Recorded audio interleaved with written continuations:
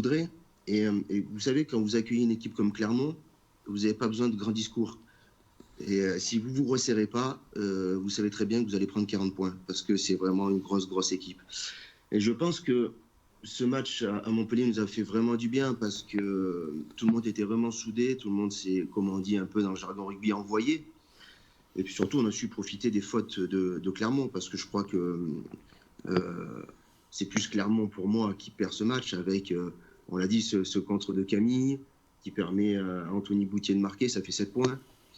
Des points laissés en route, c'est peut-être inhabituel pour Clermont, mais ça a une équipe de Montpellier qui a eu vraiment envie, qui n'a rien lâché, contrairement peut-être au match précédent, où souvent l'équipe avait un peu de mal en fin de partie. Là, elle a vraiment rien lâché. Et puis je pense aussi à l'apport du banc de Montpellier, qui a vraiment pris l'avantage par rapport à celui de Clermont. Et je pense que tout ça fait que voilà, Clermont, pour moi, perd ce match à Montpellier. Voilà, tout simplement. Pour rebondir sur ce que dit Anthony, quand tu es pénalisé 12 fois et que notamment tu es pénalisé 9 fois sur la deuxième mi-temps avec 17 ballons, je crois que c'est 17 ballons perdus dans le match. Voilà, autant au match aller, je ne sais pas si vous êtes d'accord, mais je pense qu'on mérite de perdre. Au match aller, pour moi, Montpellier, vous nous avez surclassé. Mais sur ce match-là, il me semble que si on avait été plus sérieux et si on avait eu peut-être un banc, on va parler peut-être sûrement après de la première ligne et des changements en première ligne, on n'aurait pas perdu ce match. Après, moi, je pense, pour revenir au match aller, surtout que l'équipe de Montpellier a contré l'équipe de Clermont sur la conquête. Oui. Alors que là, sur le match retour, Clermont a eu la possession, a eu les armes, mais n'a pas su finir les coups. Notamment cette dernière occasion avec Matsushima. Ouais. On pleure encore, on la pleure encore celle. et puis voilà, en termes de possession, je crois que Clermont a eu les armes pour déséquilibrer, pour vraiment créer des décalages, mais n'a pas su finir les coups, tout simplement. Ouais, voilà. On a beaucoup de questions sur je vois Armand Lauvergnat, je ne comprends pas qu'on ait perdu avec des recrues extraordinaires comme Venter et Everson. Et il y a beaucoup de réflexions sur le banc. Alors, il y avait quand même Yato sur le banc, mais c'est vrai que... c'est vrai que le banc clermontois n'a pas apporté autant que le banc montpelliérain. Maintenant, après le match, je pense qu'on ne le perd pas sur les rotations du banc, on le perd parce que c'est un manque de concentration et c'est requérant depuis toute la saison, les fins de match ou les débuts de match où on a du mal à rentrer. Et quand on commence bien les rencontres, on les finit bien, on s'éloigne, on prend le score, donc à partir de là, on est plus serein. Mais dès qu'il faut lutter un peu, qu'on se fait accrocher, que l'équipe adverse revient au score, on a du mal, on n'a pas de leader qui est capable de remettre tout ça dans l'axe, même si sur le terrain, je pense qu'il y en a. Maintenant, voilà, les Montpelliérains et souvent les autres équipes se servent des erreurs des Clermontois pour revenir dans le score avec 3 points, plus 3 points, plus 3 points. Tout simplement, après le manque de réussite de Camille Lopez, on ne peut pas l'en vouloir, c'est un garçon qui est à 90%. Donc à partir de là, les points, on peut les prendre certainement, mais bon, je pense qu'on ne perd pas le match sur les buts, quoi. Ce qui me gêne. Ouais, mais Eric, t'as pas senti quand même que l'équipe, mentalement, tu vois, j'essaye de suivre tes propos, hein. Est-ce que t'as pas trouvé que l'équipe était fébrile mentalement? Non, j'ai pas trouvé, non, je pense que... Et moi, ce que je vois depuis quelques matchs du côté de Clermont, c'est qu'on n'a pas de leader, quoi. Il y a des bons joueurs, mais il n'y a pas des gars qui sont capables, à un moment donné, dans le match, de poser même derrière les poteaux. On ne sent pas qu'il y a une cohésion, on ne sent pas que ça s'éparpille un peu. Voilà, on n'est pas bien concentré par rapport à ce que les Clermontois étaient allés chercher à Montpellier. Il s'était dit quand même dans la presse, quelque part, quand on lit entre les lignes, que le match à Montpellier était important. Il y avait, même si j'ai du mal à comprendre qu'on parle de revanche, c'est pas une revanche, mais bon, essayer un peu d'orgueil, quoi. D'être plus présent, je veux dire, sur des points de rencontre qui nous a fait défaut sur le match de Montpellier. Ouais. Moi, c'est vrai que tu le disais tout à l'heure, ce qui me gêne le plus sur cette prestation, en fait, c'est qu'on a fait trop de fautes bêtes qui nous ont renvoyés chez nous et qui nous ont empêchés de scorer dans nos moments forts. Des nettoyages à la con où on passe sur le côté. C'est des grosses fautes. C'est des fautes un peu grossières et c'est là que par moment ça manque un petit peu peut-être d'expérience sur certains joueurs. Et puis après, on peut pas le nier. Quand on n'a pas la rotation Pélissier, Fourcade, au talonnage, quand on est sur une rotation avec Venter, on peut me dire ce qu'on veut, mais ça nous a fait très mal sur ce match, parce qu'il rentre, on se fait plier en mêlée. On a pris trois pénalités en 5 minutes sur les rotations de la mêlée. Donc et ça nous amène 6 points. Je dis 9 pénalités en deuxième mi-temps, les gars. Et c'est quasiment que sur la mêlée. Et ce qui est malheureux, surtout, c'est que on en vient. J'ai lu un peu. On critiquait Beria, mais moi je reste persuadé que à peu près 98% de la faute retombe sur le talon, sur ces mêlées où on se fait cabosser en début de match, quoi. Enfin, en début de match. Après la rotation, justement. Bon, on a de la chance, il est là. Anthony, il amène le bouclier. Alors, les gars, faut lui faire la hola. Bon, Alex Hotberg, pip pip. Ouais.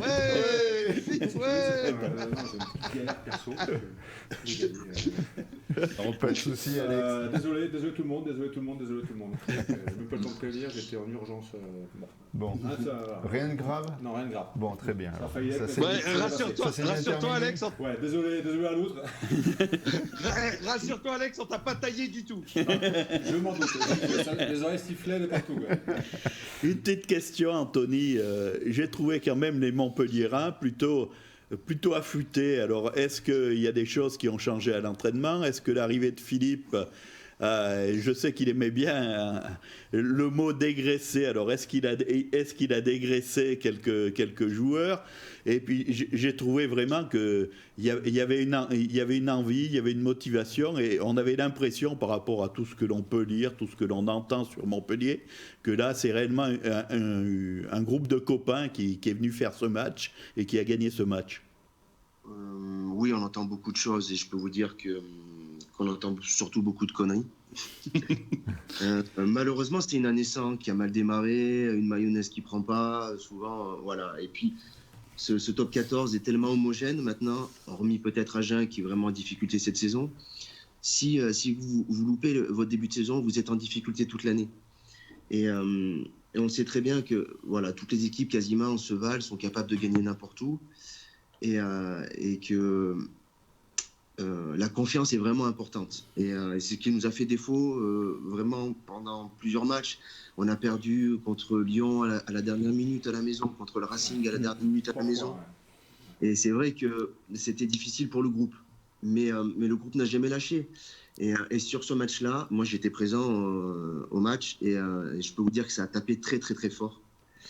Et que le fait que l'équipe n'ait pas lâché en fin de match, qui est, je vais dire même un peu pris l'ascendant, et ben ça a vraiment fait du bien au groupe, et puis on le ressent beaucoup cette semaine. Je pense que cette victoire va donner beaucoup de confiance, et je l'espère va nous aider à nous sauver.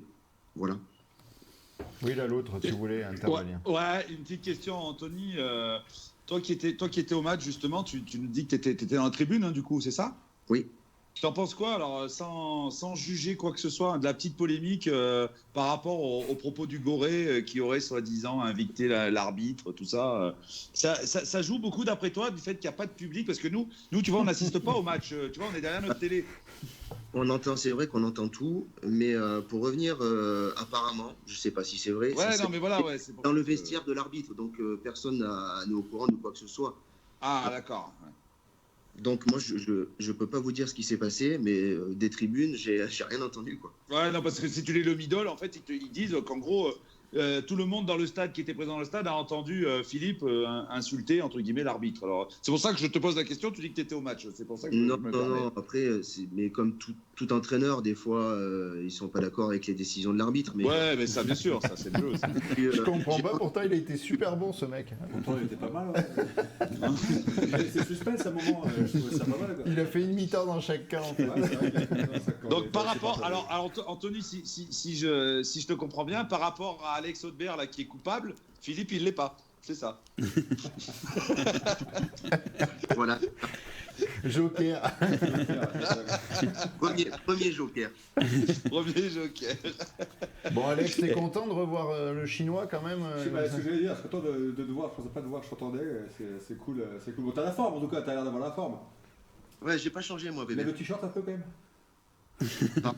Lève le t-shirt un peu. Non, alors par contre, c'est vrai que, mais tu me connais, j'étais un fanat de muscu quand j'étais joueur. Et préparation physique, c'était vraiment ton truc, ta carte de visite. Et du moment où j'ai arrêté de jouer au rugby, j'ai plus touché une barre de muscu, donc j'ai perdu 10 kilos. Ah. Et avec le vent Montpellier, comment ça se passe? Parce que. T'inquiète pas pour moi, je suis affûté et ça se passe super bien. Voilà. Moi, comme je te dis, j'ai pas changé, j'ai la ligne encore. Bon, par rapport à certains autres. Ouais. Juste, Chinois, pendant que j'avais une question justement par rapport à l'après Xavier. Il y a eu une petite période un peu de flottement et il a fallu que Philippe y remette, il était venu nous voir à ce moment-là, qu'il remette un peu les mains dans le cambouis. Et ce changement de discours, je ne vais pas dire de méthode parce que Goré il est pas fou, il va pas tout casser pour tout reconstruire, mais ce changement de discours a collé avec le groupe quand même. Il a réussi à refédérer un peu tout le monde. Et lui, l'effet escompté de suite, faut être honnête. Il y a eu, je pense, une série de matchs à domicile. Il y a eu Castres, il y a eu Lyon, il y a eu le Racing, où on comptait vraiment dessus pour redresser un peu la barre. Et malheureusement, ces matchs-là, on les a perdus. Ce qui a installé quand même un doute au sein du groupe. Après, moi, je suis venu avec Xavier et c'est un entraîneur formidable, un gros bosseur. Et c'est vrai que quand Philippe a dû reprendre le flambeau derrière, il a fallu un peu de temps c'est un nouveau discours, c'est une nouvelle méthode d'entraînement. Et ça ne s'assimile pas tout de suite.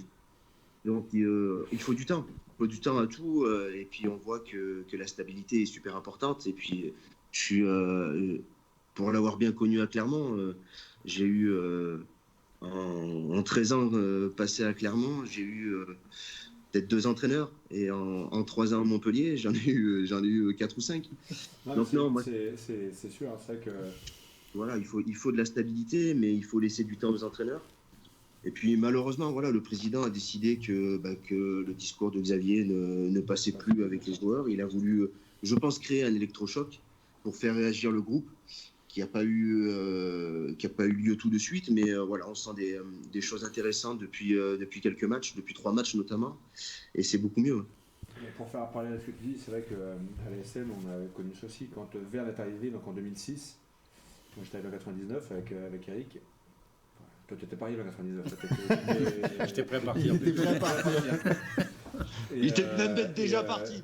En 2006, 99-2006, donc 7 ans, il y a eu 3 présidents, 14 entraîneurs, 4 managers. C'était le manège tous les ans, quoi. Et bien sûr, comme tu dis, la stabilité est importante. Comment tu bosses, Anthony, comment tu bosses sur la formation et sur une vision de formation quand ça change autant d'entraîneurs en équipe première? Comment vous faites, sincèrement?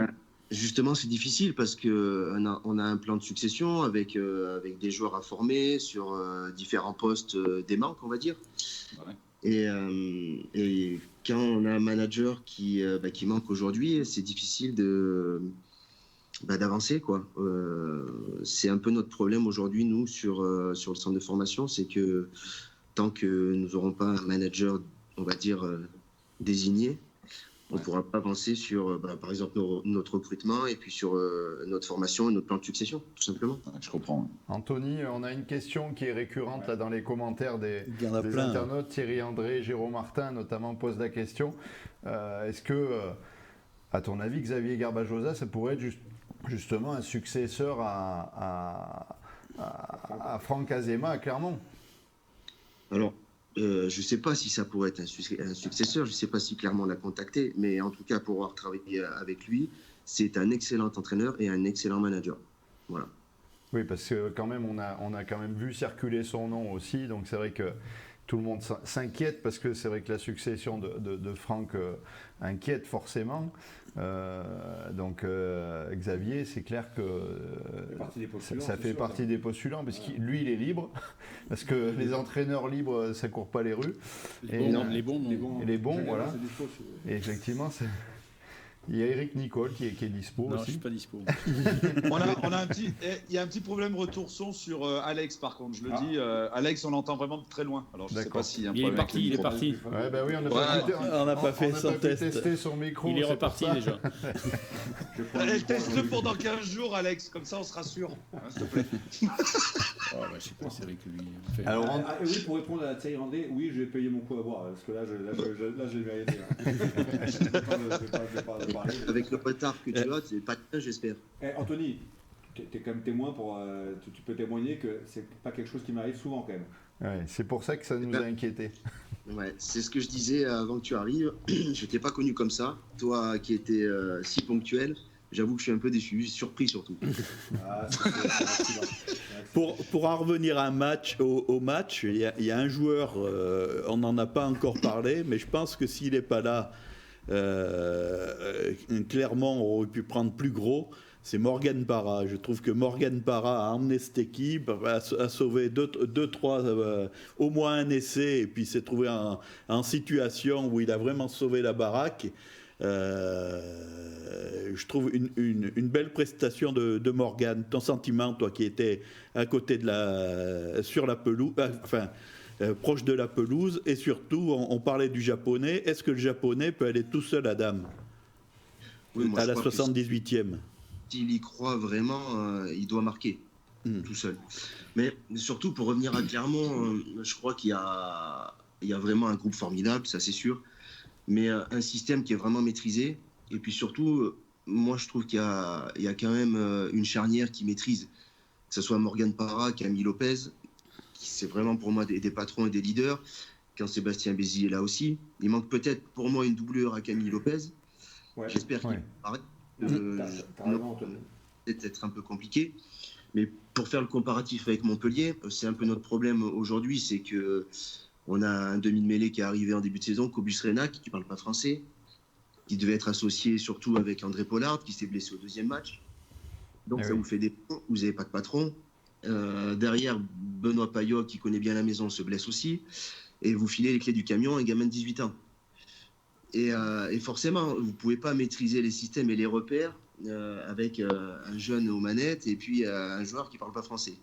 Donc c'est pour ça que l'expérience et la stabilité, comme peut l'avoir Clermont avec Morgan et Camille, qui sont là depuis des années, qui connaissent la boutique par cœur, et ben, c'est vraiment important, quoi.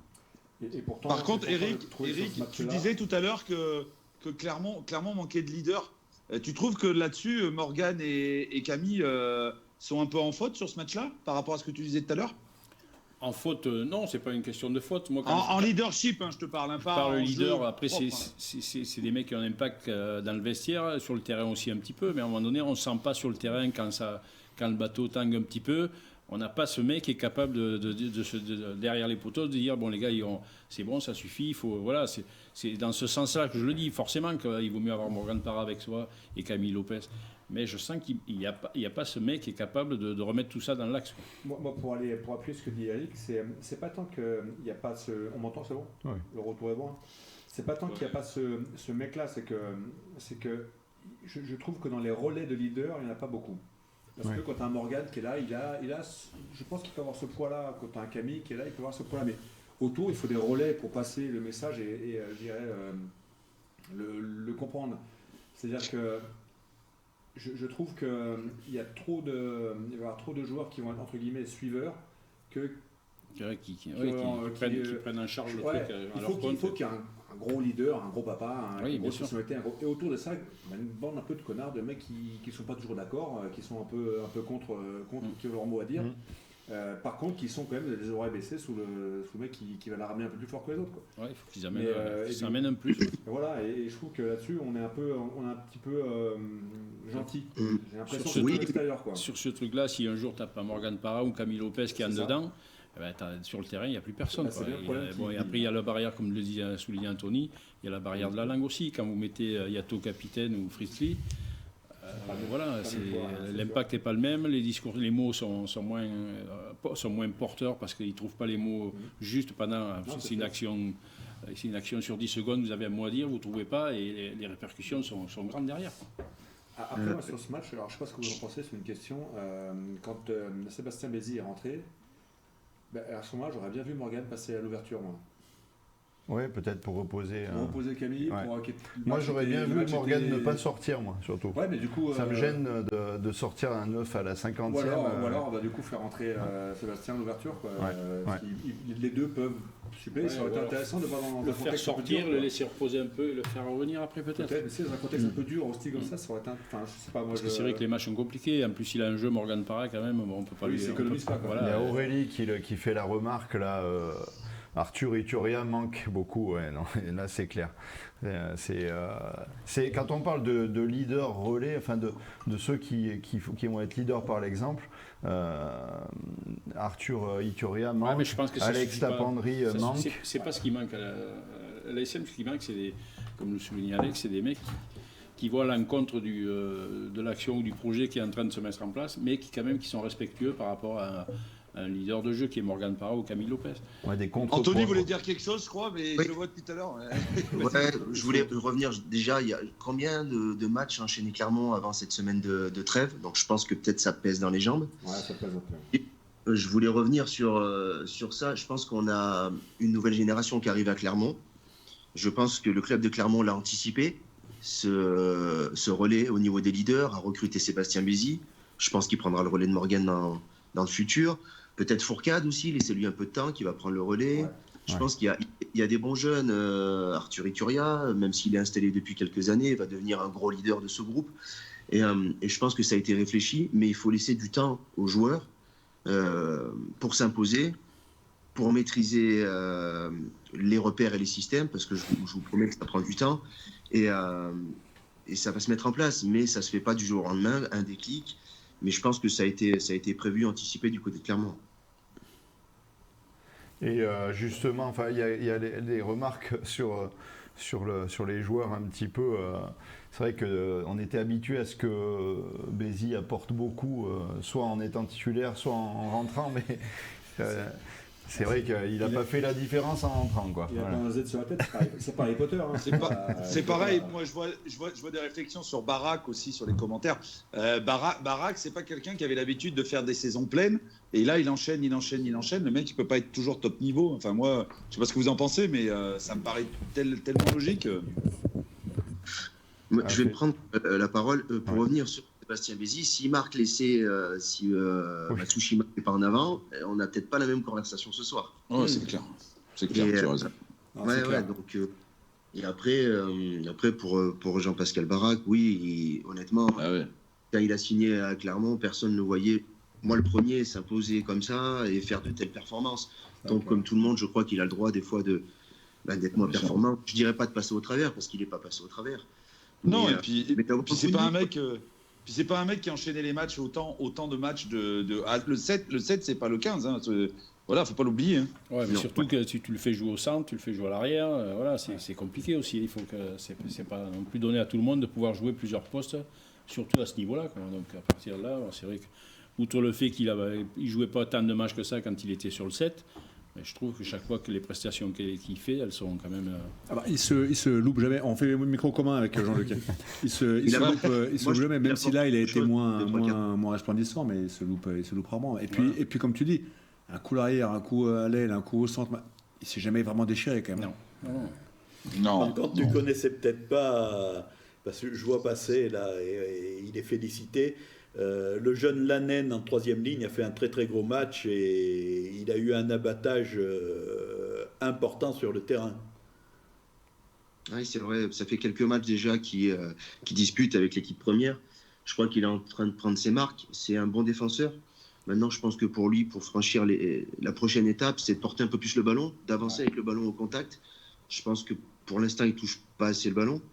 Et contrairement aux autres matchs de Clermont où il y a des gros porteurs, là, Lucas Desailly, c'est un jeune joueur, il porte moins le ballon, il faut lui laisser du temps.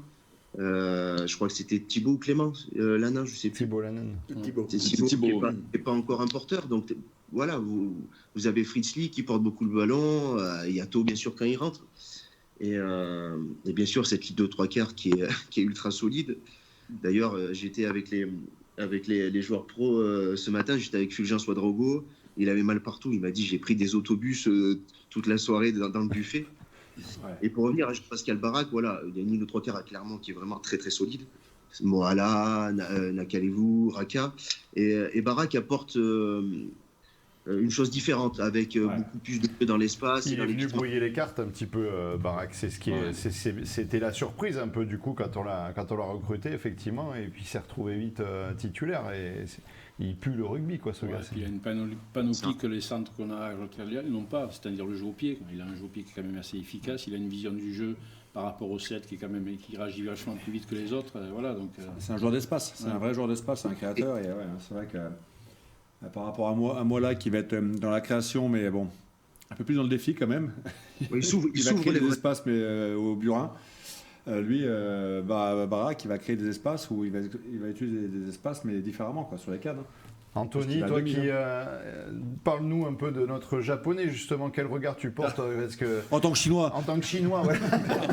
Parle-nous du japonais. Ça y est les gars, attends, je vous explique. Là, le CSA intervient. On va se faire traiter je ne sais pas de quoi. Mais bravo, là, il a bien joué les gars. Là. Fantastique. Bon, déjà, je suis super heureux d'avoir un cousin à moi dans le championnat français. T'as vu quand il sourit, quand c'est bridé, regarde ça, quoi. Et puis, je suis totalement fan de ce joueur. Oh, il est formidable. Il pue le rugby aussi, lui. Il a tout. Même ses coups de feu. Je sais pas pourquoi je connaissais la réponse, parce que par moment j'ai l'impression de te revoir à l'arrière. Tes grandes relances que tu faisais, effectivement. Non. Pas invité, là, franchement, il sait tout faire. Il est vraiment complet. Et moi, vraiment, c'est le genre d'arrière que j'adore dans l'évitement, les appuis, c'est formidable. Et je regarde le match de Clermont et quand il est à l'arrière, j'avoue que je sais qu'il va se passer quelque chose parce qu'il crée énormément. C'est régalade. On en parlait un petit peu en off aussi. On se disait, est-ce qu'il aurait pu aller à Dame justement s'il lâche les cannes, est-ce qu'il doit marquer cet essai au lieu de tenter cette passe là justement?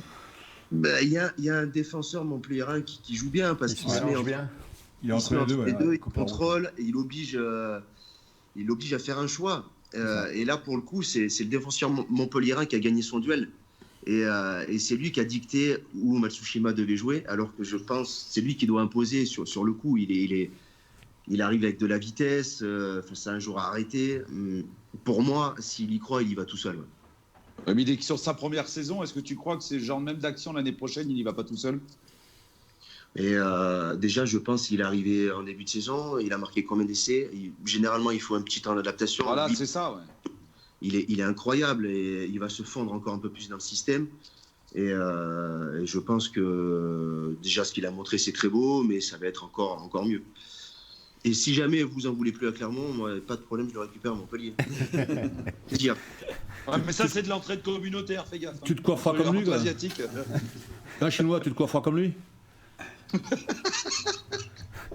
Mais par contre, je pourrais pas le remplacer, c'est fini. Anthony, comme je sais que ton temps est compté, on a une petite tradition. Alors je vais anticiper un peu, Ghislaine. On a une petite tradition, c'est que nos invités, on leur fait donner une anecdote de vestiaire. Donc on a un petit jingle pour ça. Merci, Ghislaine. Bon, dimanche dernier, il y a eu la guerre. À un moment donné, il a fallu envoyer quelques chiffarnazes. Ça fait partie du jeu, on se régale. Hein. Donc Anthony, c'est à toi. On attend de ta part une petite anecdote de vestiaire. Alors plutôt avec Alex. Avec Alex, quoi. Si tu as un dossier sur Alex, c'est le moment de le sortir. Mais bon, sinon on se contentera. Je sais sur qui il a des dossiers. Non, c'est difficile, une anecdote. Bon après, je pense que tout le monde le sait, j'étais un garçon dans un vestiaire, j'étais un peu un rigolo quand même. Et je faisais souvent le con, il faut le dire. Hein. Et souvent, dans les avant-matchs, les gros, ils aimaient pas trop que je traîne dans le vestiaire parce que je m'amusais avec le ballon, je jonglais. Et donc souvent, je voyais les gros yeux des avants qui me disaient « Bon, c'est bon, maintenant sors du vestiaire, va t'amuser sur le terrain. » Et laisse-nous nous préparer tranquillement. Mais une petite anecdote, c'est que il y avait Julien Mazieux dans le coup, il y avait Kiki Chanal, qui était jamais loin. Et donc, l'équipe de choc. Il y avait, Que des prix Nobel, quoi. Que des prix Nobel. Ouais, là, les prix Nobel, voilà ce que j'allais dire aussi. il y avait les gros qui commençaient à mettre leur strap, à mettre leur bandeau, à mettre leur pommade sur les oreilles avec leurs écouteurs. Et puis nous, on s'amusait à faire des jongles avec le ballon de rugby. Et puis ça démarre tout doucement, un jongle, une passe. Et puis ça a dérapé totalement. Et puis je me souviens que j'ai envoyé le ballon et j'ai fait tomber le plafond sur un joueur, sur un avant. Le faux plafond. Ouais, c'était qui l'avant? Balance, c'était qui? Je sais pas si c'était pas le gros Vermeulen. C'est bien tombé en plus. Pas sûr. Franchement, j'ai un doute parce qu'en fait, sur la connerie, j'ai vu le plafond tomber et je me suis barré. toujours très courageux, Gilles. Comme un bon 3/4, quoi. Mais je savais que dans un petit espace, j'étais mort, donc il fallait que je me base. Et je me barre loin pour pas qu'il me rattrape. Et donc, je suis vite sorti. J'ai pris mes crampons, je suis parti. Et ouais, c'était souvent des petites conneries qu'on faisait. Et c'est vrai que Kiki Chanal, quand même, il était jamais très loin. Et je pense qu'il nous a appris pas mal de choses aussi. Kiki, il est pas mal, ouais. Il détendait l'atmosphère, Kiki. Ouais. Et Alex, t'as pas une saucisse sur Anthony, non? Non. Allez, le retour Alex, final, balance, vous devez en avoir. Tu nous dois bien ça, t'es arrivé en retard. Le retour de finale. Je sais pas. Avec le bouclier, non, t'en as pas? Non, j'en ai pas trop. Il y en a, ouais, il y a des conneries. C'est vrai qu'il faisait toujours un peu le con, il était toujours un peu le zèbre. Donc, mais là, à froid comme ça, il faudrait que je me replonge. Il faut que j'aille chercher les dossiers, comme il y en a forcément, quoi. J'ai forcément des dossiers, mais là, faut que je réfléchisse. Ce sera plus là après. Sinon, je balance sur en fait. Anthony, tu remarqueras que le mec, il arrive en retard et en plus, il bosse pas l'émission. T'as compris un peu? Et le mec, il est au. Donc la loutre, là, t'es ok, d'accord, j'ai compris. J'ai compris. Ok. Moi aussi, je t'aime, Alex. Néanmoins, force est de constater, pardon. Anthony, donc dis-moi si tu peux nous accorder encore un peu de temps, ça sera avec plaisir, mais sinon on va pas te retenir plus longtemps. 5 minutes. Bon, 5 minutes encore. Je te remercie. Il y a des questions qui passent en disant est-ce que tu vois l'équipe de Clermont dans les 6 ou pas? Et sachant que pour qu'on soit dans les 6, il faudra que vous soyez hyper... J'ai regardé votre calendrier, il faudra nous aider, c'est-à-dire qu'il faudra aller gagner... quelques matchs parce que vous avez quelques déplacements chez des concurrents directs à Clermont et il faudra faire un petit effort. Oui, bien sûr, on va les gagner à Toulouse. Voilà. Celui-ci nous intéresse pas trop parce entre autres. Toulouse est trop devant, quoi. Celui-là, on vous laisse tranquille. Pour revenir à Clermont, oui, je pense que nos calendriers sont un peu associés parce que nous recevons La Rochelle. C'est ça. Il y a un concurrent de Clermont pour les 6. Donc ce match-là va être important. Nous recevons Toulon aussi. Et qui est encore dans la course. Mais moi, je vois Clermont dans... Si... Vous recevez Bègle-Bordeaux aussi. Ouais. On se déplace à Bègle. Vous êtes l'arbitre de Clermont, c'est clair. Sur la fin de saison, c'est vous qui allez arbitrer la qualif. Ouais, après, je pense qu'on va plus s'occuper de nous parce que voilà, nous, on veut se sauver. Et c'est pas... mais si Clermont joue à son niveau, j'ai vu des matchs extraordinaires cette année. J'ai regardé le match de Coupe d'Europe à Bristol, c'était formidable. Ouais. Je crois que voilà, pour moi, ce match contre Montpellier, tant mieux pour nous, est un match, on va dire, un peu loupé. Mais si Clermont joue à son niveau, il n'y a pas de problème, ils termineront dans les 6. Et une question, Anthony, parce que je t'entends plusieurs fois dire ouais, il faut qu'on se sauve. Avec l'effectif que vous avez, sincèrement, vous tremblez? Vraiment? Oui. D'accord. Ok. Non, c'est curieux. Parce que quand on voit l'effectif que vous avez, c'est voilà. Oui, mais encore une fois, comme je l'ai dit, la saison a mal démarré. L'équipe. Ouais, bien sûr. Voilà, il y a énormément de blessés et nous sommes pas encore sauvés parce qu'il y a Bayonne et Pau qui lâchent rien. Et puis, même si cette victoire contre Clermont nous a fait vraiment du bien comptablement et à la tête, c'est pas fini. Le maintien pour nous va durer jusqu'à la dernière journée. Un match de barrage à Oyonnax ou à Grenoble. Vous en avez vraiment la trouille? Peut-être pas Grenoble et Oyonnax, mais je verrais plus Perpignan et Vannes aujourd'hui. Difficile parce que vous affrontez une équipe qui est dans une dynamique depuis le début de l'année qui est très positive. Et alors que vous, c'est compliqué, c'est un peu les montagnes russes, c'est des hauts et des bas.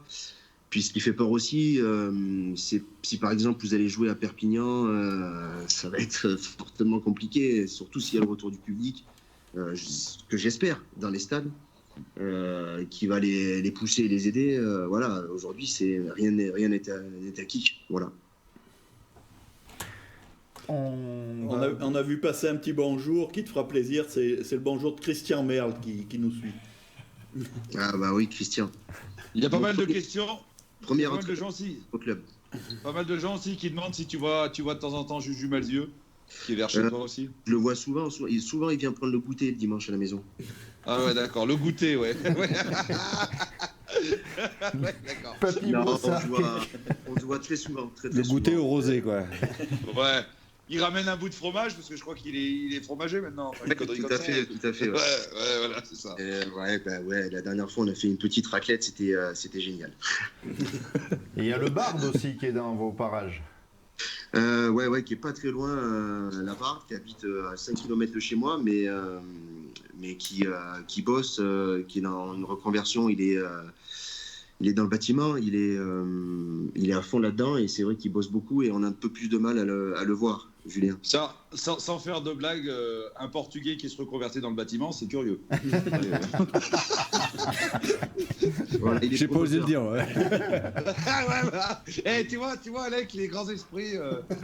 Il y a Thibaut Privat aussi, qui est dans le secteur et qui est dans le bâtiment aussi. Ah oui, c'est vrai, Thibaut. Il est pris dans le vin, Thibaut, en ce moment.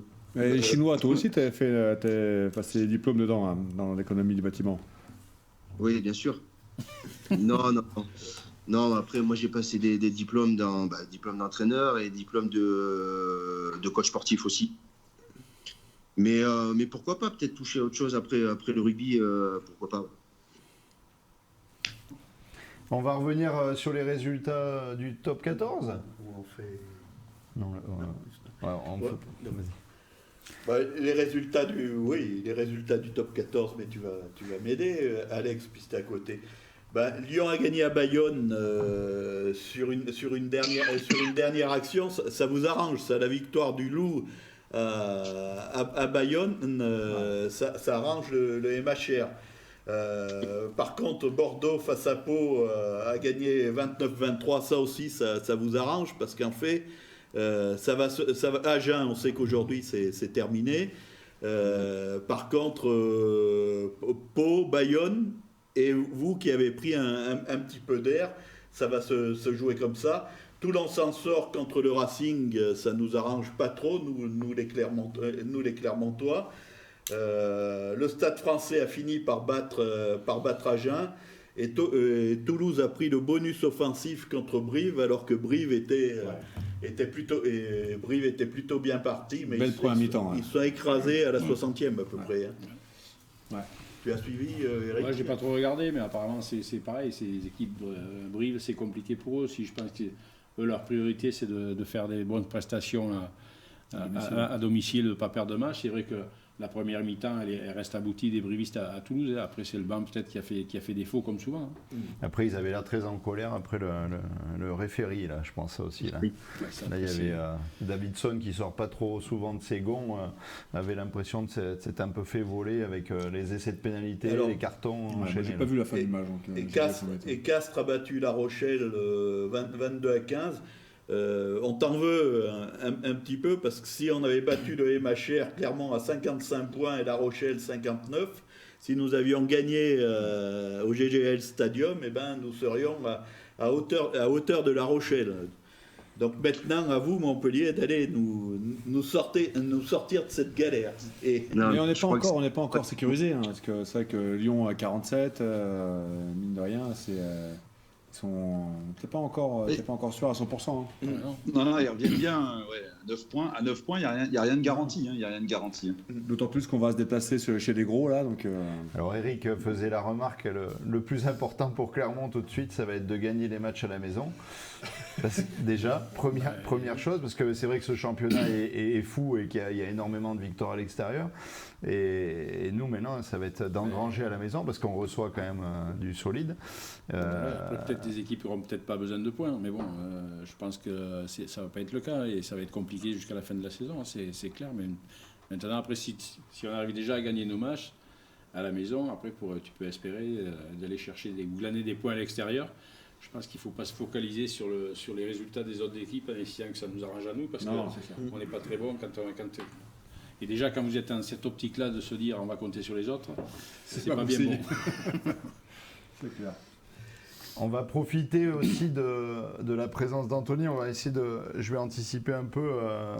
On a une rubrique aussi habituelle qui est la photo souvenir. Donc Ghislaine, je suis désolé, je te prends un peu au dépourvu, mais on va faire participer Anthony à la rubrique photo souvenir.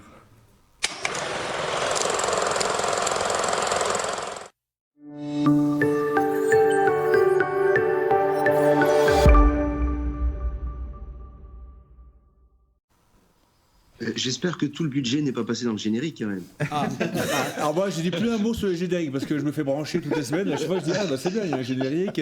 Chaque fois, et nous, on n'a pas le son encore du générique, donc pour nous, c'est pas. Le problème, c'est qu'il faut qu'on paye la loutre pour faire les génériques, donc justement, ils nous bouffent tout.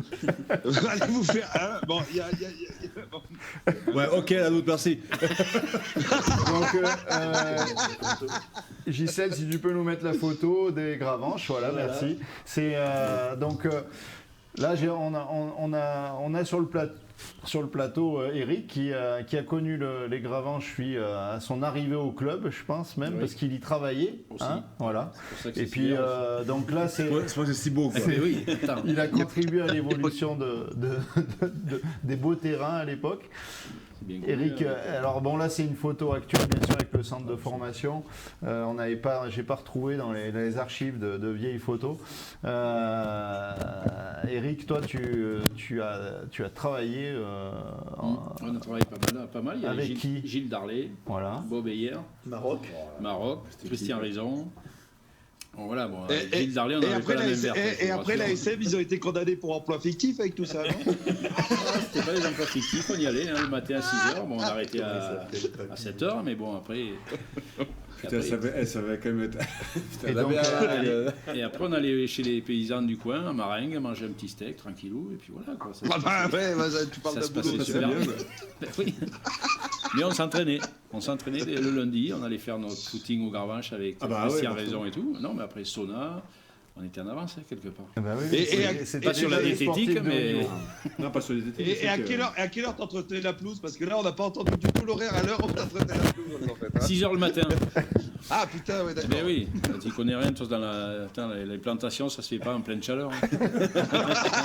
Non, en Corse, ils n'ont pas de bêche. Et nous, il fait trop chaud, il n'y a pas d'herbe, il n'y a rien.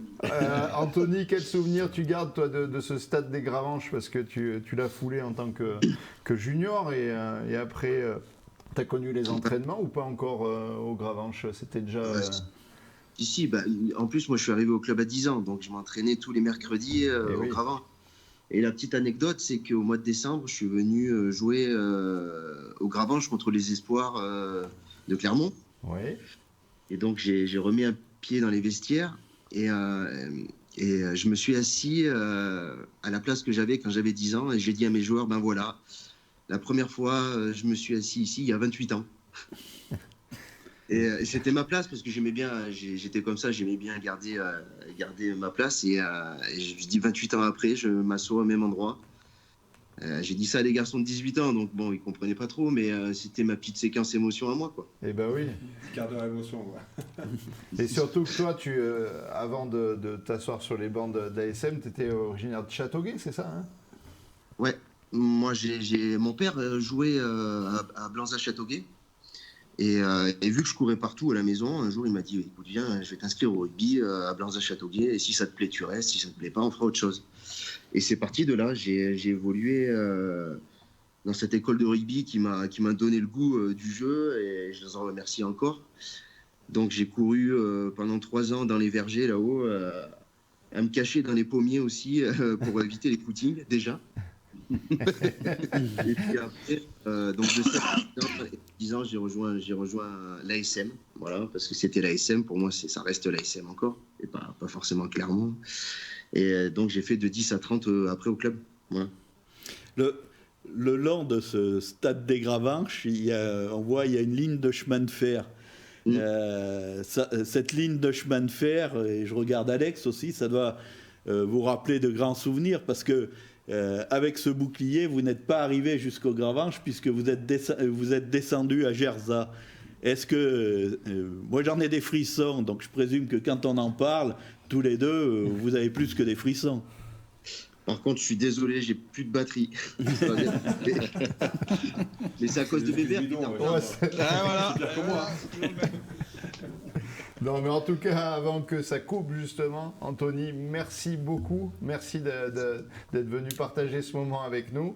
Et on espère d'ailleurs te reprendre contact plus tard dans la saison ou dans la saison prochaine, ou peut-être même un jour te retrouver dans le staff de l'ASM, on ne sait pas.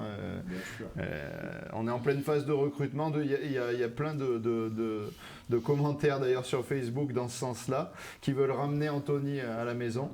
Donc c'est que tu as laissé quand même des bons souvenirs. Hein, donc voilà. Donc merci d'être venu partager ce moment avec nous. Et puis voilà, si tu peux motiver tes collègues montpelliérains pour nous faciliter la tâche dans cette qualif dans les 6, et on compte sur toi. D'accord. Et merci on souhaite le meilleur avec les espoirs de Montpellier. Bonne carrière. Merci bien. Embrasse Julien Malzieu au prochain goûter, hein, bien sûr, de notre part. Bonne soirée. Ciao. Salut Anthony. Ciao. Merci Anthony. Eh bien, ça fait toujours plaisir de retomber sur les anciens. Bah oui, hein, c'est clair, c'est exactement ce que je me disais quand j'ai vu sa Frontville en arrivant. J'ai dit, il n'a pas changé. Ouais, et puis de voir des anciens qui ont pas mal tourné comme vous, c'est bien. Ça fait plaisir. Il y a pire quand même, il y a pire. Parce que les mecs, ils sont pires. Hein. Oui. Il n'y a pas de problème. Oui, c'est clair. Il y a mieux sûrement, mais il y a pire. Il y a sûrement mieux, ça, je suis d'accord avec toi. T'as raison, mais... Avant d'embrayer sur les résultats de Pro D2, on a vu ce week-end les filles jouer leur deuxième match de play-off, qui ont malheureusement perdu ce match à Toulouse, mais je pense qu'elles ont fait un gros match et elles ont rivalisé avec les championnes de France en titre, il me semble. Donc elles ont perdu 36-27. Ouais, voilà, 36-27. Et au rayon, toujours joyeux pour l'ASM ce week-end, les espoirs affrontaient les premiers, Perpignan, les Catalans. Et bon, là, pour avoir regardé le match, je me suis dit, allez, je vais me réconcilier un peu avec le rugby après la défaite contre Montpellier. Et puis non, parce qu'on s'est bien fait secouer contre ces Perpignanais qui... une grosse équipe, hein. Alors on a un peu l'explication, c'est vrai qu'avec Anthony, certains clubs il y a la priorité entre le résultat et la formation. Bon, après nous, moi j'avais l'espoir de voir un beau match parce que les pros étaient redescendus, Tanivili, Vialard, Bibi Ziou, Bibi qui a pris un carton jaune. Qui a pris un carton, qui c'est qu'il y avait l'autre aussi et Sam Ezeala aussi a pris du temps de jeu. Il a dû se reblesser d'ailleurs. Il s'est reblessé à la 50e. Ouais. Et toi, Alex, d'ailleurs, toi qui t'es occupé des espoirs à un moment donné, quand t'as les pros qui redescendent comme ça, c'est vraiment un avantage ou pas? C'est compliqué parce que il faut faire la semaine, tu entraînes une équipe la semaine et c'est pas forcément ce que tu vas voir le week-end. Donc c'est pas évident. Et c'est vrai qu'il faut aussi travailler sur cet esprit un peu de corps au sein du groupe général espoir pour pas que lorsque les mecs reviennent et redescendent, que ce soit pas perçu comme une injustice pour les mecs qui s'entraînent au quotidien et qui subissent entre guillemets les entraînements au Gravanches, c'est pas rigolo alors qu'eux ils sont avec les pros. Alors c'est pas toujours évident, hein, c'est vrai. Même pour les joueurs c'est évident. Il faut savoir se réintégrer dans le groupe et sans trop en faire, mais aussi en faisant suffisamment pour être leader, mais pas non plus écraser tout le monde. Enfin, c'est pas toujours confortable pour les joueurs. Hein. Et donc du coup, c'est pas forcément un avantage. On est bien d'accord. C'est pas forcément un avantage, non, c'est sûr. C'est pas forcément un avantage. Et puis d'autant plus que maintenant, encore plus maintenant qu'à mon époque, les joueurs sont vraiment aspirés avec la première. Ils sont partenaires d'entraînement toute la semaine. Ils ne redescendent pas très souvent des espoirs. Donc ils vont faire l'entraînement, la mise en place le vendredi et puis le dimanche match, quoi. Donc c'est assez court. Donc même les retours vidéo, ce genre de choses, c'est pas toujours évident d'avoir un esprit de cohésion, un esprit d'équipe. Voilà, à l'ESM, on est sur un mode de formation plutôt individuel. On va former les joueurs de façon plus individuelle pour la première. Et voilà, il y a d'autres équipes comme Perpignan, eux, ils travaillent sur plus un collectif pour former des joueurs sur un collectif qui vont grandir dans ce collectif et développer leur qualité individuelle pour la première après, quoi. Donc c'est deux modes de fonctionnement différents. Alors ça a permis ce match de voir jouer Boudou, là, le talonneur qui a récemment re-signé à l'ASM pour 2 ans d'espoir et plus une pro. Quand je l'ai vu jouer, je me disais, surtout après la prestation du Sudaf, j'espère qu'on le verra jouer cette année en équipe 1. Alors je sais que le fossé est important, mais je pense que si on signe ce gars-là, c'est qu'on pense qu'il va percer à haut niveau. Donc pourquoi ne pas essayer dès maintenant? Les autres ne rechignent pas à le faire. Toulouse, ils font jouer un Cramon qui a 18 ans, quoi. Donc, par défaut, ils l'ont fait jouer parce que je pense qu'ils n'avaient pas d'autres solutions aussi. Ils ne l'ont pas fait rentrer de suite, mais ils l'ont fait jouer par défaut parce qu'ils n'avaient plus que lui. Après, il ne faut pas assez des postes où non plus il ne faut pas griller les gamins parce que ça peut être néfaste pour la suite de leur carrière. Là, tu parles de première ligne. Donc, après, troisième ligne, ça va. Derrière, ça va aussi. Mais... Après, ils sont faits comme des hommes, comme maintenant. Je veux dire, ils sont faits comme des hommes, c'est sûr. Mais après, il y a comme une notion de rythme, d'intensité. Et puis, espoir top 14. Il y a un gap quand même. Il y a un physiquement, c'est raide. C'est la répétition des mêlées, c'est l'enchaînement des matchs. Voilà, après, je vois le commentaire de Jérôme Martin qui dit que David Marty a été insupportable. Alors moi, j'avais pas le son quand on regardait le match, mais on le voyait effectivement. C'est pas un scoop, ça. Et je pense que déjà. Ouais, j'allais dire, il n'était pas du tout comme ça, étant joueur. Déjà qu'il était. Tu l'as joué, toi, Eric? Oui, je l'ai joué. Mais bon, moi, c'est des tempéraments de joueurs que j'aimais bien, donc je pouvais pas dire ce qui. Mais voilà, après, c'est impénible, comme on dit. C'est un gagneur. Quand le mec, il ne supporte pas de perdre. Moi, j'étais pareil. Un jeu de cartes, je pouvais m'agacer. Tarté, quoi. Non, mais voilà, il s'agaçait. Il pouvait s'agacer. Il ne pouvait pas faire un jeu sans que. Et puis, ça, tu ne le maîtrises pas. Tu ne le maîtrises pas. Ça, c'est comme ça, c'est dans les gènes. C'est pour ça, quand on me dit il faut le travailler, ça, non, ça ne se travaille pas. Ça. Tu l'as ou tu l'as pas. Le démon, tu l'as ou tu l'as pas. Non, mais voilà. L'envie de gagner. Avec ces aléas, quoi. C'était pas toujours bénéfique. Donc, mais bon, voilà. Moi, j'ai jamais pris de carton rouge. Donc, c'est fou quand même. Mais pourquoi? C'est fou. Voilà, Moi, je me rappelle d'Eric. Mes premiers entraînements avec ASM, 99, on s'entraînait, on fait un stage à Superbès. À Besse, on était à Besse, pas Superbès, on était à Besse. Dans le Mercure à côté, quoi. Puis moi, j'arrivais, on me connaissait pas de nulle part, machin, j'avais du Racing, compagnie. Et puis, moi, je jouais tout à fond, lui, il était en face. Et moi, il me dit, écoute, t'as le jeune casquette, tu vas arrêter de me casser les burnes, là. Je dis, vas-y, viens. Moi, je me dégonflais pas, quoi. Ça rendait fou, quoi. Ouais, avec les copains, je savais pas trop qui c'était, quoi. En plus, je m'en caillais, quoi. J'étais parti. Et il avait appris comme ça. Il fallait respecter les anciens. Moi, quand je suis arrivé, pour te dire ça, quand je suis arrivé, moi, je me suis branché avec Charlie Roca. Ouais, t'as fait plus simple. Voilà. Et les mecs m'ont dit, et comme toi, et tu vois, la réflexion que tu fais, les mecs m'ont dit, fais gaffe, mais moi, j'en ai rien branlé, je ne connais pas lui. Donc, si. Et après, bon, forcément, mais j'étais bien copain avec lui après. Mais il vaut mieux être copain que. C'est là. C'est là que tu te sens vachement accueilli, quoi. Voilà. Ah, ça balance là. Ça balance sur les vieilles charrues. Alex Waudebert, coach des vieilles charrues. D'accord. C'est un scoop, c'est un scoop. Pas avec les vieilles charrues. Et la semaine dernière, on m'a dit tu peux pas entraînement parce que l'entraîneur n'est pas là. Quoi. Donc du coup, c'est moi qui menais le toucher. Mais ça s'est arrêté là. Ça y est, ils t'ont recruté, hein, c'est bon. Je vois qu'il y a le logo. Le logo, il y a tout. Ça rigole plus. Ça monte en gamme. Ça monte en gamme. On finit sur la Pro D2, puisqu'on voit l'USAP. Pro D2, moi je pensais que Vannes finirait par fatiguer un petit peu.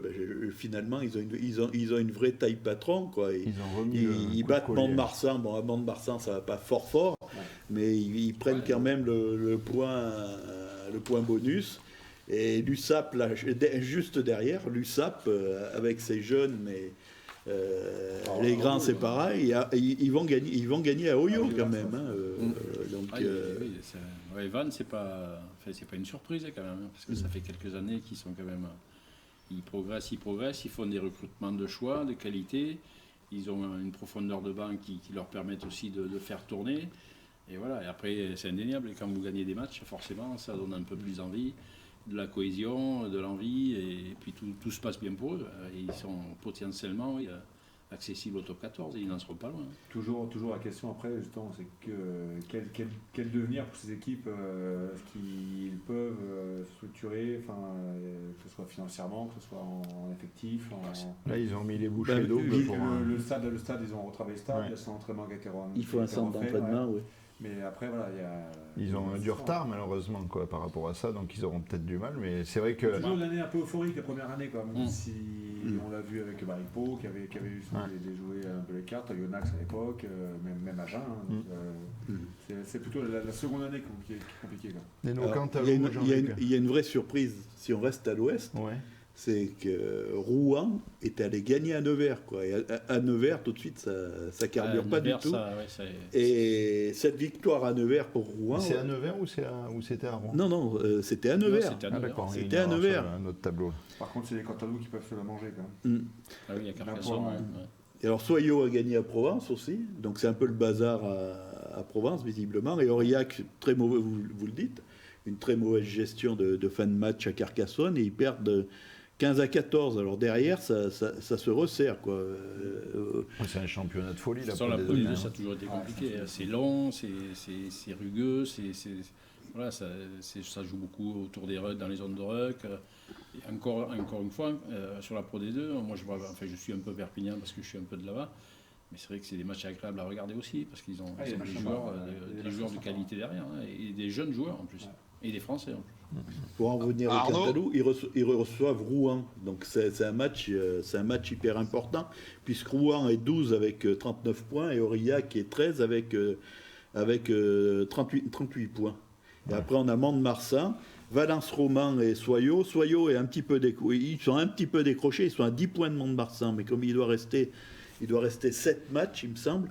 Rien n'est encore totalement joué, quoi. Ouais, ni pour le maintien, ni pour le champion, ni pour la qualif. Ouais, c'est un truc. Pour la qualif, quand même, Vannes et Perpignan sont bien positionnés. On a fait les tableaux classements. Il y a les tableaux classements qui sont à la disposition de Ghislaine aussi, sur la Pro D2.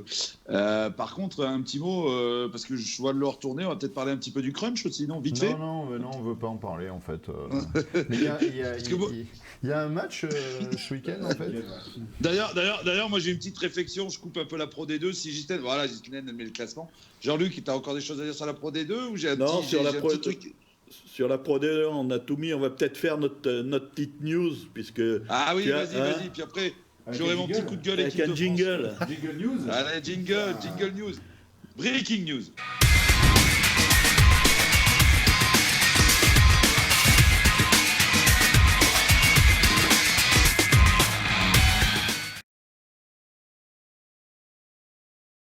C'était tellement beau que du coup ça part plus.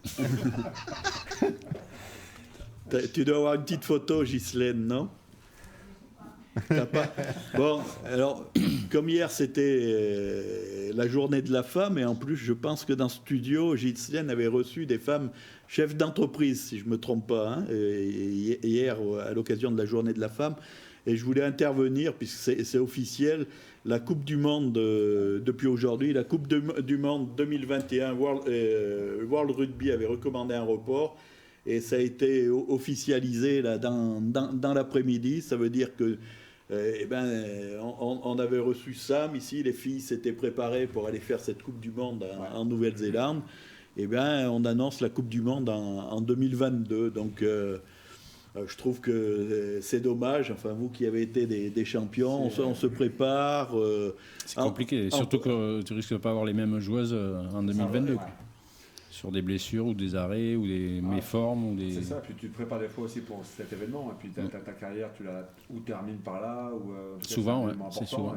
C'est un jalon important. Et là, pour la journée de la femme hier, c'est bien, c'est un beau cadeau. C'était pas, c'est vrai que j'ai vu ça aussi tomber avec un grand regret, parce que c'est d'un point de vue sportif. Et puis on connaît bien, il y a Sam Chiro qui est Nikero a dit que Nikero qui est son Nikero a dit que c'était à la fois bien parce que tu avais un an de plus pour te préparer pour la Coupe du Monde, mais par contre ça allait être dur de tenir mobilisé un groupe qui était prêt à en découdre pour la compétition majeure, quoi. Messieurs, sincèrement, alors, vous voyez, il va nous parler d'argent. Il va nous parler d'argent. Non, mais ça va. Bah, déjà, je suis désolé, mais malheureusement, ça serait chez les mecs, on le ferait pas. Là, on l'a fait chez les moins de 20. Pour moi, c'est le même niveau. Ouais, mais bien sûr, quand je dis chez les mecs, chez les pros, adultes, seniors, il y a une chose, moi, qui m'énerve, et je tenais à le dire, c'est parce que là, on reporte cette Coupe du Monde, et c'est encore n'importe quoi. C'est comme la décision de faire venir Retière, là, maintenant, qui va chapeauter notre ami Simon. Donc, en gros, Simon, il va vérifier la couleur des urines, et Retière, il va regarder si les mecs, ils n'ont pas pissé par terre. Non, mais faut arrêter, quoi. On est dans une organisation, c'est la NASA, le bordel, quoi. C'est n'importe. Au niveau rugby, j'adore ce sport, mais il y a des moments, où on navigue dans l'amateurisme. C'est affligeant. C'est affligeant. Simon, j'ai rien contre ce monsieur, mais le mec, il est médecin. Et là, on met Didier Retière. Alors, attention, Simon, t'as été mauvais, mais on te garde quand même. Et il y a un autre gars qui va regarder par-dessus ton épaule ce que tu fais. Non, mais enfin, voilà. Et là, pour les pauvres jeunes filles qui préparent, qui doit être un objectif de fou de leur carrière, et ben voilà, comme dit Alex, ou comme disait Eric, il y a malheureusement des jeunes filles qui vont passer à côté parce que la vie, elle aura une blessure ou une machin, alors que cette année, elle aurait joué. C'est n'importe quoi. Voilà, alors, ça m'énerve, je tenais à le dire. Effectivement, ça a été repris, là, c'était la journée des droits des femmes, mais en plus, l'un des vrais problèmes aussi, c'est que ces dames peuvent avoir des objectifs par un des projets par rapport à leur famille et voir pourquoi pas de concevoir un enfant. Donc, elles savaient qu'en 21, elles avaient cette Coupe du Monde et peut-être qu'elles avaient prévu, effectivement, de faire un enfant sur 2022. Donc, ça casse tout un tas de dynamiques. Donc, je n'ai pas lu le détail, mais je me pose la question est-ce que la Nouvelle-Zélande est l'un des pays au monde où il y a le moins de cas. Ils ont une politique très forte aux frontières avec les quarantaines, ainsi de suite. Donc c'est un des pays où il y a moins de contamination au Covid. Est-ce que justement la Nouvelle-Zélande n'a pas été aussi l'un des acteurs à dire non? Certainement, ça a dû jouer. On va pas que tout le monde. Ouais, mais Alex, je pose une question. Ouais, mais Alex, dans le sens où tu sais que ta compétition, elle va être sans public, à huis clos. Tu la délocalises facilement, faut arrêter. T'es pas sur des millions de spectateurs qui vont affluer vers la Nouvelle-Zélande sans faire offense aux femmes. Mais même si c'est ouvert au public, tu n'auras pas des millions de spectateurs qui vont aller. Il y en aura et le peu qu'il y aura, si ça contamine, voilà, c'est toujours pareil après. Non, mais ce que je veux te dire, si c'était la Nouvelle-Zélande. Si c'était la Nouvelle-Zélande qui avait refusé, tu pouvais la délocaliser ailleurs. C'est ça que je voulais dire. D'accord, c'est bon. Voilà, ça va mieux. Ça y est, c'est World Rugby. Ça va mieux là. Non, mais honnêtement, ça m'énerve parce que. On va passer à autre chose. On est dans l'amateurisme. Non, parce que je vois dans les commentaires, effectivement, avant de parler du crunch. Aujourd'hui, on a eu les résultats du tirage au sort de la Coupe d'Europe. Oui, aussi. Donc, si je fais rapide, on a un Munster Toulouse, on a un Gloucester La Rochelle, on a un Wasp Clermont, on a Exeter Chiefs contre Lyon, on a Leinster qui recevra Toulon.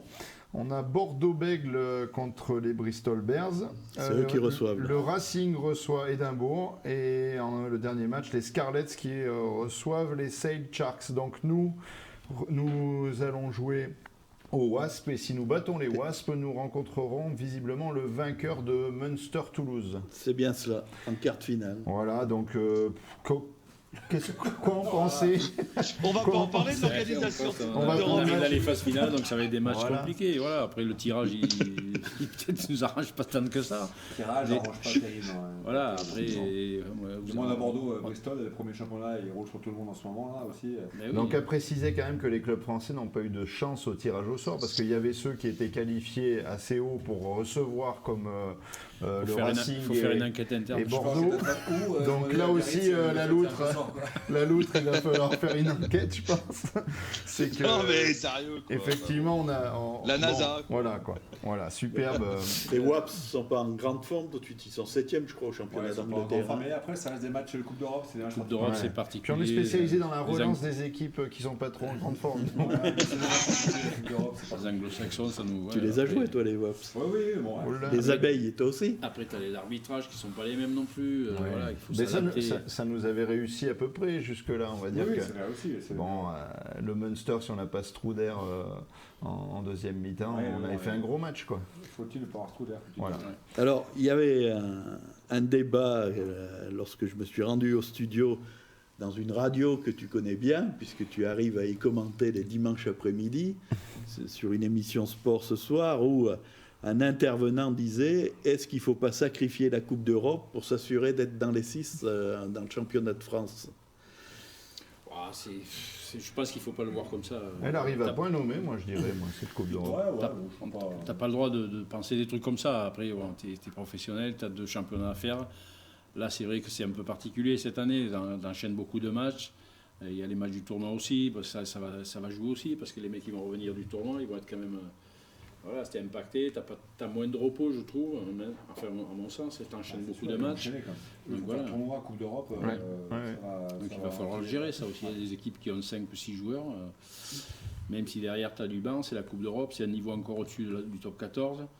Voilà, ça risque d'impacter pas mal d'équipes.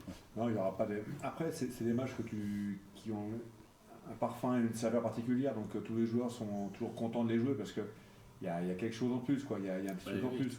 Donc, et on va enchaîner là. On va enchaîner 8e et quart. Si on passe en 8e, parce que normalement ça aurait été l'aller-retour du quart de finale.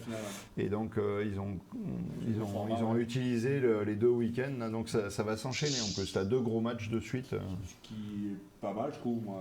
Ouais, bien sûr. C'est un peu fascinant pour de vrai. Et tant que donc on est au niveau international, on va quand même terminer l'émission parce que l'heure passe et par le crunch quand même qui a lieu ce week-end. Voilà. Quoi dire, parce qu'après tout ce cinéma qu'il y a eu en coulisses, voilà, on va revenir un petit peu au rugby surtout, je pense. Et puis je pense que là, il y a quelque chose à faire contre ces Anglais. Mais avec quelle équipe va aligner Fabien Galtier, Dupont, pas Dupont, Ntamak, pas Ntamak. Ntamak, je pense que c'est une erreur de le mettre tout de suite. Dupont, je pense que... Moi, je suis d'accord avec Eric aussi.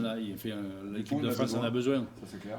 Mais voilà, Dupont, il a été positif, mais bon, il a fait des matchs. Ntamak, ça fait 6 ou 8 semaines qu'il est au repos. On a vu sa prestation et on peut le concevoir qu'il n'a pas été non plus au niveau. Ouais. Voilà, après, c'est une pression aussi supplémentaire contre les Anglais. À mon sens, ce serait une erreur que de le mettre même dans le groupe.